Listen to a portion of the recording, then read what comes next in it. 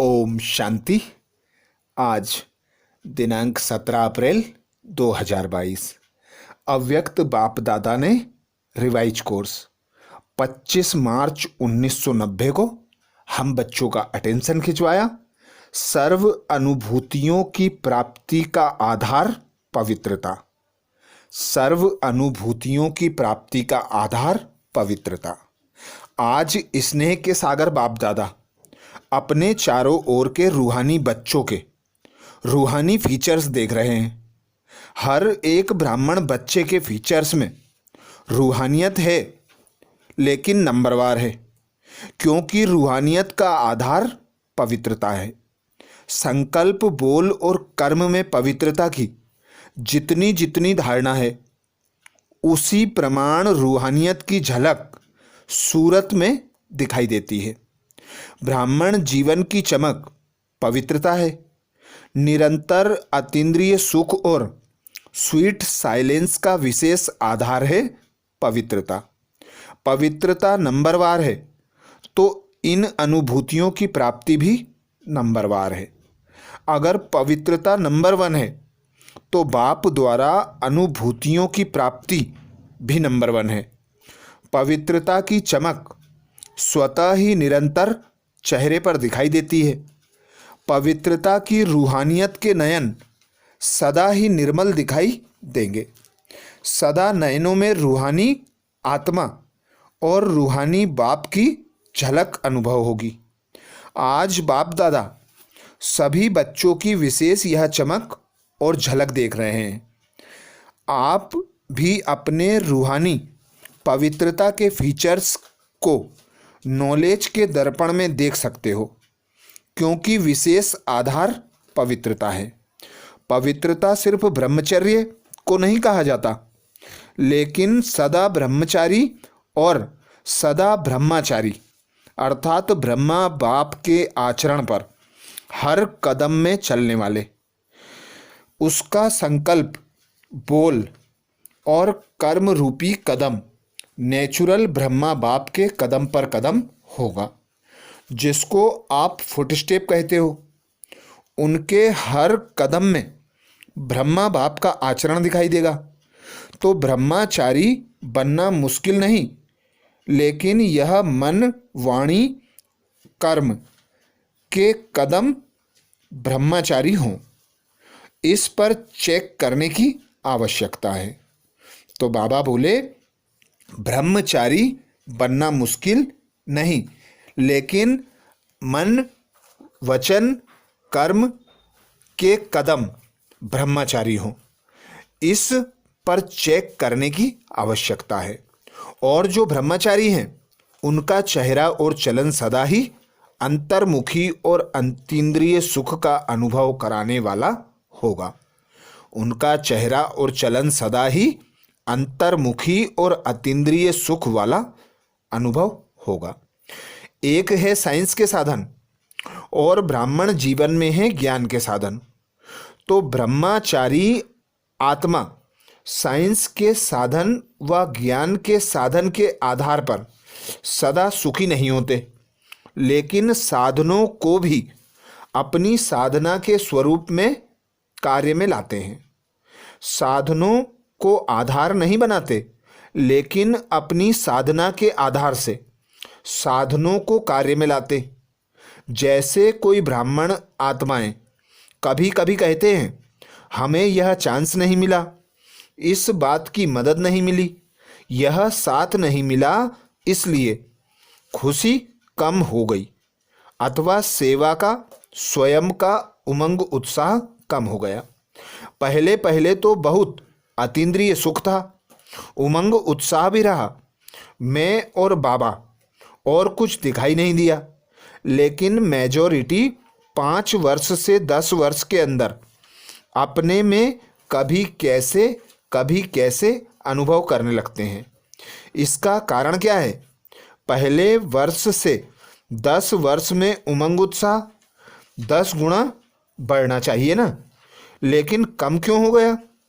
उसका कारण यही है कि साधना की स्थिति में रहे, साधनों को कार्य में नहीं लगाते।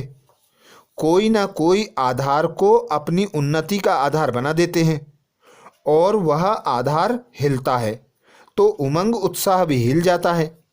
वैसे आधार लेना कोई बुरी चीज़ नहीं, लेकिन आधार को ही फाउंडेशन बना देते हैं। बाप बीच से निकल जाता है और आधार को फाउंडेशन बना देते हैं। इसलिए हलचल क्या होती? यह होता तो ऐसा नहीं होता, यह होगा तो ऐसे होगा, यह तो बहुत आवश्यक है, ऐसे अनुभव होने लगता। साधना और साधन का बैलेंस नहीं रहता। साधनों की तरफ बुद्धि चली जाती, साधना की तरफ बुद्धि कम हो जाती।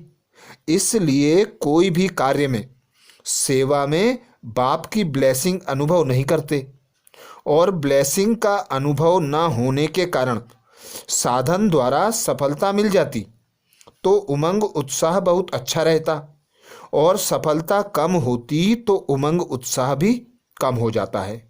साधना अर्थात शक्तिशाली याद, निरंतर बाप के साथ दिल का संबंध। साधना इसको नहीं कहते कि सिर्फ योग में बैठ गए, लेकिन जैसे शरीर से बैठते हो वैसे दिल, मन, बुद्धि एक बाप की तरफ, बाप के साथ साथ बैठ जाए। शरीर भले यहाँ बैठा है, लेकिन मन एक तरफ, बुद्धि दूसरी तरफ जा रही है, दिल में और कुछ आ रहा है, तो इसको साधना नहीं कहते। मन, बुद्धि, दिल और शरीर चारों ही साथ साथ बाप के साथ समान स्थिति में रहें, यह है यथार्थ साधना। समझा? अगर यथार्थ साधना नहीं होती तो फिर आराधना चलती है। पहले भी सुनाया है, कभी तो याद करते हैं लेकिन कभी फिर फरियाद याद करते हैं। याद में फरियाद की आवश्यकता नहीं। साधना वाले का आधार सदा बाप ही होता है और जहाँ बाप है वहाँ सदा बच्चों की उड़ती कला है। कम नहीं होगा, लेकिन अनेक गुना बढ़ जाएगा। कभी ऊपर कभी नीचे इसमें थकावट होती है। आप कोई भी हलचल के स्थान पर बैठो तो क्या होगा? ट्रेन में बहुत हिलने से थकावट होती है ना। कभी बहुत उमंग उत्साह में उड़ते हो, कभी बीच में रहते हो, कभी नीचे आ जाते हो, तो हलचल हो गई ना। इसलिए या थक जाते हो या बोर हो जाते हो, फिर सोचते हैं क्या ऐसे ही चलना है। लेकिन जो साधना द्वारा बाप के साथ हैं उनके लिए संगम युग पर सब नया ही नया अनुभव होता है। हर घड़ी में, हर संकल्प में नवीनता क्यों, हर कदम में उड़ती कला अर्थात प्राप्ति से प्राप्ति होती रहती है। हर समय प्राप्ति है। संगम युग में हर समय बाप वर्षे और वरदान के रूप में प्राप्ति से प्राप्ति रहती है। हर समय प्राप्ति है। संगम युग में हर समय बाप वर्षे और वरदान के रूप में प्राप्ति कराते हैं, तो प्राप्ति में खुशी होती रहती है और खुशी में उमंग उत्साह बढ़ता रहेगा, कम हो ही नहीं सकता। चाहे माया भी आए तो भी विजयी बनने की खुशी होगी, क्योंकि माया पर विजय प्राप्त करने के नॉलेजफुल बन गए हो। तो 10 साल वालों को 10 गुना, 20 साल वालों को 20 गुना हो रहा है। तो कहने में ऐसे आता है, लेकिन है तो अनेक गुना। अब इस वर्ष में क्या करेंगे? उमंग उत्साह तो बाप द्वारा मिली हुई है, आपकी अपनी जायदाद है। बाप की प्रॉपर्टी को अपना बनाया है, तो प्रॉपर्टी को बढ़ाया जाता है या कम किया जाता है? इस वर्ष विशेष 4 प्रकार की सेवा पर अटेंशन अंडरलाइन करना। पहला नंबर है स्व की सेवा, दूसरा नंबर है विश्व की सेवा, तीसरा मनसा सेवा, एक है वाणी द्वारा सेवा, दूसरी है मनसा सेवा, तो दोनों सेवा विशेष हैं। चौथा, यज्ञ सेवा। जहाँ भी हो, जिस भी सेवा स्थान पर हो, वह सब सेवा स्थान यज्ञ कुंड है। ऐसे नहीं कि सिर्फ मधुबन यज्ञ है और आपके स्थान यज्ञ नहीं है। तो यज्ञ सेवा अर्थात कर्मणा द्वारा कुछ न कुछ सेवा जरूर करनी चाहिए। बाप दादा के पास सेवा के 3 प्रकार के खाते सबके जमा होते हैं, मनसा, वाचा और कर्मणा, तन, मन और धन। कई ब्राह्मण सोचते हैं हम तो धन से सहयोगी नहीं बन सकते, सेवा नहीं कर सकते, क्योंकि हम तो समर्पण हैं, धन कमाते ही नहीं, तो धन से सेवा कैसे करेंगे। लेकिन समर्पित आत्मा अगर यज्ञ के कार्य में इकोनॉमी करती हैं अपने अटेंशन से, तो जैसे धन की इकोनॉमी की, वह इकोनॉमी वाला धन अपने नाम से जमा होता है। यह सूक्ष्म खाता है। अगर कोई नुकसान करता है तो खाते में बोझ जमा होता है, और इकोनॉमी करते तो उसका धन खाते में जमा हो जाता है। यज्ञ का एक एक कणा मुहर के समान है। अगर यज्ञ की दिल से, दिखावे से नहीं, इकोनॉमी करते हो तो उसकी मोहरें इकट्ठी होती रहती हैं। दूसरी बात, अगर समर्पित आत्मा सेवा द्वारा दूसरों के धन को सफल कराती है तो उसमें से उसका भी शेयर जमा होता है। इसलिए सभी का 3 प्रकार का खाता है। तीनों खातों की परसेंटेज अच्छी होनी चाहिए। कोई समझते हैं हम तो वाचा सेवा में बहुत बिजी रहते हैं, हमारी ड्यूटी ही वाचा की है, मनसा और कर्मणा में परसेंटेज कम होती है। लेकिन यह भी बहाना नहीं चलेगा। वाणी के समय अगर मनसा और वाचा की इकट्ठी सेवा करो तो क्या रिजल्ट होगी। मनसा और वाचा इकट्ठी सेवा हो सकती है, लेकिन वाचा सहज है, मनसा में अटेंशन देने की बात है। इसलिए वाचा का तो जमा हो जाता है, लेकिन मनसा का खाता खाली रह जाता है। और वाचा में तो बाप से भी होशियार हो। देखो, आजकल बड़ी दादियों से अच्छे भाषण छोटे छोटे करते हैं, क्योंकि न्यू ब्लड है ना। आगे जाओ, बाप दादा खुश होते हैं, लेकिन मनसा का खाता खाली रह जाएगा, क्योंकि हर खाते की 100 मार्क्स हैं। सिर्फ स्थूल सेवा को कर्मणा सेवा नहीं कहते। कर्मणा अर्थात संगठन में संपर्क संबंध में आना, यह कर्म के खाते में जमा हो जाता है। तो कईयों के तीनों खातों में बहुत फर्क है, और वे खुश होते रहते हैं कि हम बहुत सेवा कर रहे हैं, बहुत अच्छे हैं। खुश भले रहो, लेकिन खाता खाली भी नहीं रहना चाहिए, क्योंकि बाप दादा तो बच्चों के स्नेही है ना। फिर ऐसा उलाहना नहीं देना कि हमको इशारा नहीं दिया गया कि यह भी होता है। उस समय बाप दादा यह पॉइंट याद कराएगा, टीवी में चित्र सामने आ जाएगा। इसलिए इस वर्ष सेवा भले बहुत करो, लेकिन यह तीनों प्रकार के खाते और चारों प्रकार की सेवा साथ साथ करो। वाचा का तरफ भारी हो जाए और मनसा तथा कर्मणा हल्का हो जाए तो क्या होगा, बैलेंस नहीं रहेगा ना।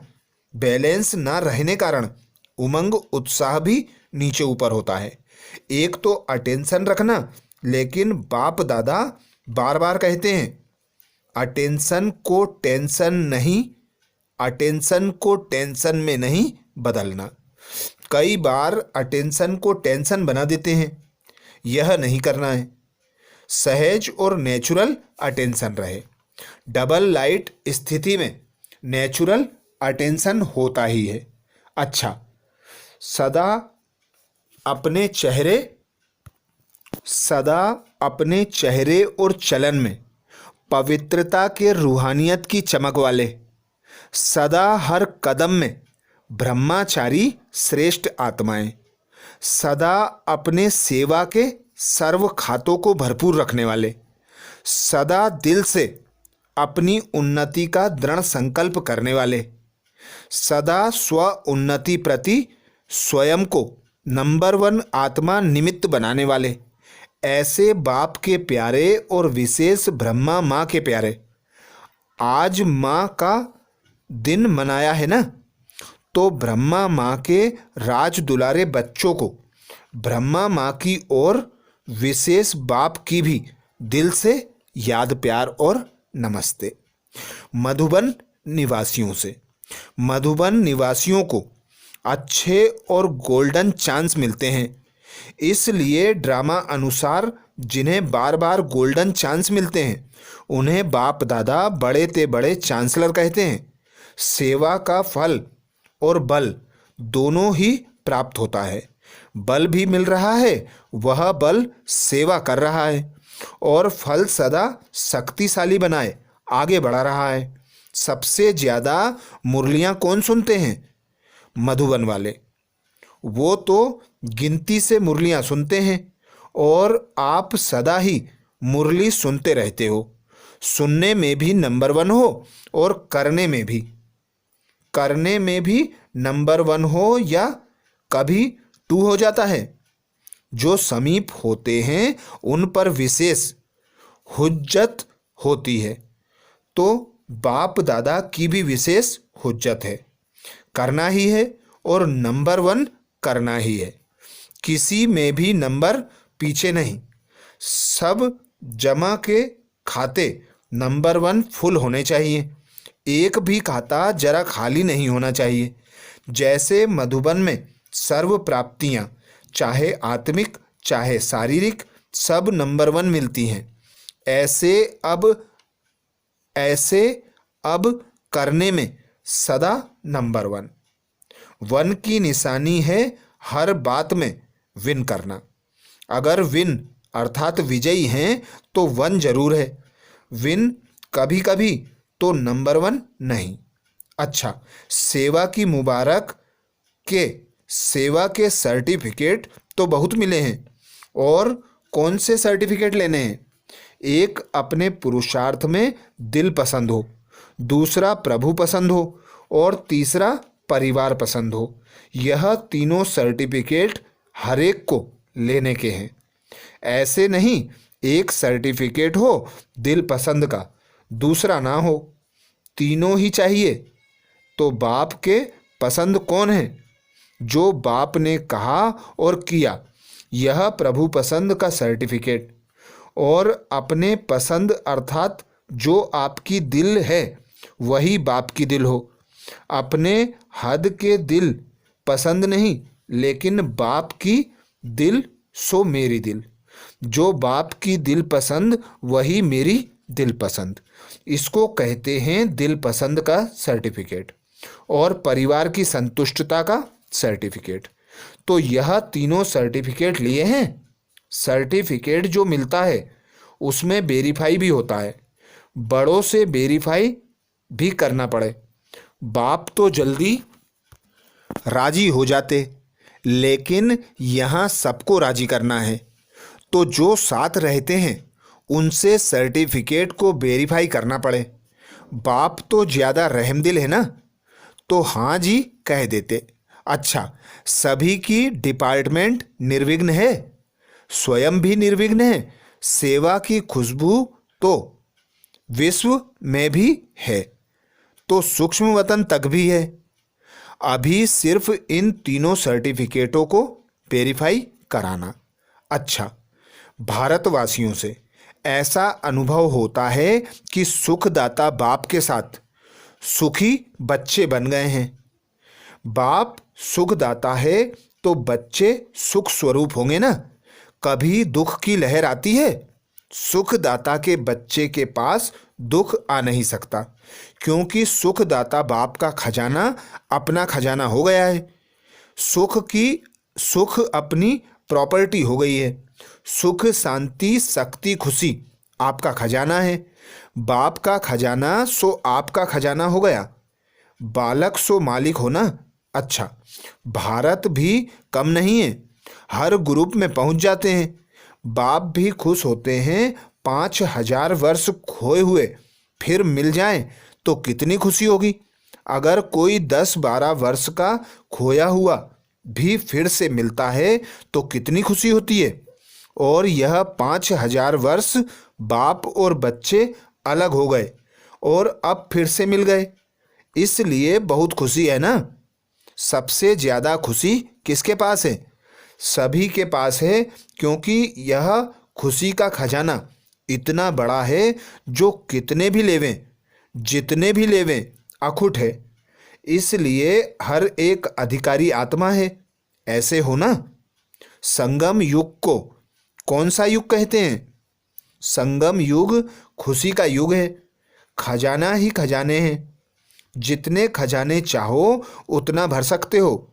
धनवान भव, सर्व खजाने भव का वरदान मिला हुआ है। सर्व खजानों का वरदान प्राप्त है। ब्राह्मण जीवन में तो खुशियां ही खुशियां हैं। यह खुशी कभी गायब तो नहीं हो जाती है। माया चोरी तो नहीं करती है खजानों की। जो सावधान होशियार होता है उसका खजाना कभी कोई लूट नहीं सकता। थोड़ा सा अलबेला होता है उसका खजाना लूट लेते हैं। आप तो सावधान हो ना, या कभी कभी सो जाते हो? कोई सो जाते हैं तो चोरी हो जाती है ना। अलबेले हो गए। सदा होशियार, सदा जागती ज्योत रहे तो माया की हिम्मत नहीं जो खजाना लूट कर ले जाए। अच्छा, जहां से भी आए हो सब पद्मा पदम भाग्यवान हो। यही गीत गाते रहो। सब कुछ मिल गया। 21 जन्मों के लिए गारंटी है कि ये खजाने साथ रहेंगे। इतनी बड़ी गारंटी कोई दे नहीं सकता, तो यह गारंटी कार्ड ले लिया है ना। यह गारंटी कार्ड कोई रिवाजी आत्मा देने वाली नहीं है, दाता है। इसलिए कोई डर नहीं है, कोई शक नहीं है। अच्छा, आज बाप दादा ने हम बच्चों को जो वरदान दिया, वरदान में बाप दादा बोले, फॉलो फादर करते हुए सपूत बन हर कर्म में सबूत देने वाले सफलता स्वरूप भाव। फॉलो फादर करते हुए सपूत बन हर कर्म में सबूत देने वाले सफलता मूर्त भाव। जो फॉलो फादर करने वाले बच्चे हैं वही समान है, क्योंकि जो बाप के कदम वो आपके कदम। बाप दादा सपूत उन्हें कहता जो हर कर्म में सबूत दे। सपूत अर्थात सदा बाप के श्रीमत का हाथ और साथ अनुभव करने वाले। जहाँ बाप की श्रीमत व वरदान का हाथ है वहाँ सफलता है ही। इसलिए कोई भी कार्य करते ये स्मृति में लाओ कि बाप के वरदान का हाथ हमारे ऊपर है। स्लोगन में बाबा बोले, हीरे तुल्य ऊंची स्थिति में स्थित होकर किए गए कर्म ही मूल्यवान कर्म है। हीरे तुल्य ऊंची स्थिति में स्थित होकर किए गए कर्म ही मूल्यवान कर्म है। आज मास का तीसरा रविवार है। सभी राजयोगी तपस्वी भाई बहनें शाम 6:30 से 7:30 बजे तक विशेष योग अभ्यास के समय अपने इष्ट देव रहमदिल दाता स्वरूप में स्थित होकर भक्तों की मनोकामनाएं पूर्ण करने की सेवा करें। इसके लिए विशेष योग कमेंट्री अपने चैनल पे आप प्लेलिस्ट से देख सकते हैं। तो ये थे बाप दादा के महावाक्य। अच्छा, ओम शांति।